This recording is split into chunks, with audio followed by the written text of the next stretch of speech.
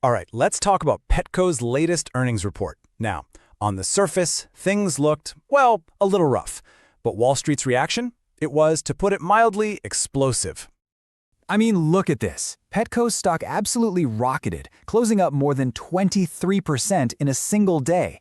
And we're not talking about a small bump here. Trading volume was more than 4 times the average. The market clearly saw something it really loved. But here's the big question, right? This massive rally happened even though the company reported that its sales actually fell by 2.3%. So what on earth did Wall Street see that made them completely ignore a drop in sales and send the stock flying? Well, that's exactly what we're going to break down. The answer really all comes down to a major strategic pivot. Management is pulling off what you could call a textbook profit-first reset.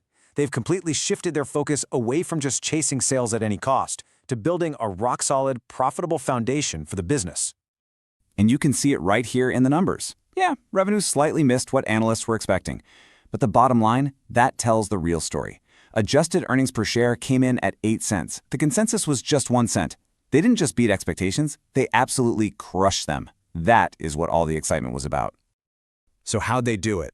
Well, they intentionally walked away from what they call empty calorie sales. You know what I mean? Those deep stacked promotions and money-losing online deals that get you revenue, but just kill your margins. Instead, they've gone all in on disciplined profitability, focusing on making every single sale count.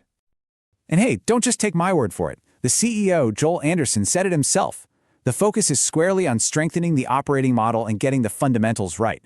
That's a message of discipline and control, and it's exactly what investors were waiting to hear. And this wasn't just talk, you know. The execution was impressive across the board. They expanded their gross margin through smarter pricing, they slashed administrative costs by a cool $36 million, and they cut their inventory by nearly 10% without running out of stuff on the shelves. It was, frankly, a masterclass in operational efficiency. But here's the key. This isn't just a cost-cutting story. Management was super clear that all these painful but necessary steps are about one thing: clearing the path for a return to sustainable, profitable growth. They've actually laid out a pretty clear, multi-phase plan for everyone. Right now, they are deep in what they call Phase 2, which is everything we just talked about, strengthening those fundamentals. This whole effort is designed to build a solid launchpad for Phase 3, which is getting back to growth, something they're targeting for 2026.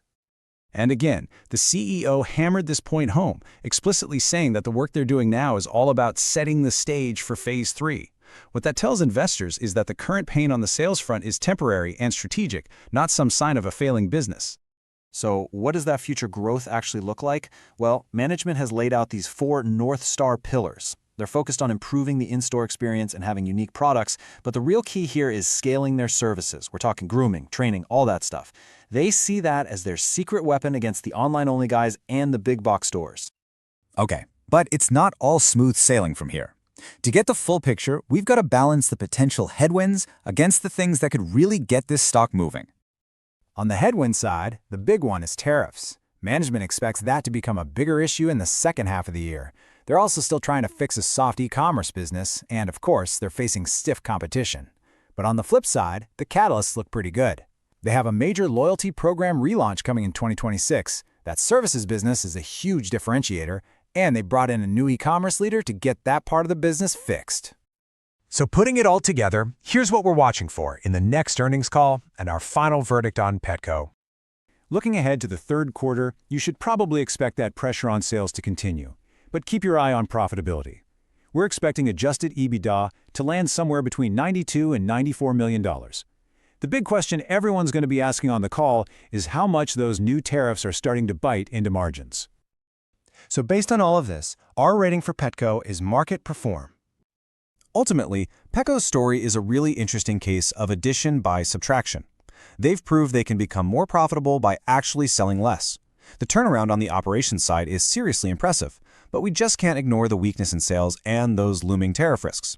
So the real question is, have they built a strong enough foundation to start growing again without giving back all those hard-won profits? That's the tightrope they'll be walking for the rest of the year. And as always, please remember, this is not financial advice.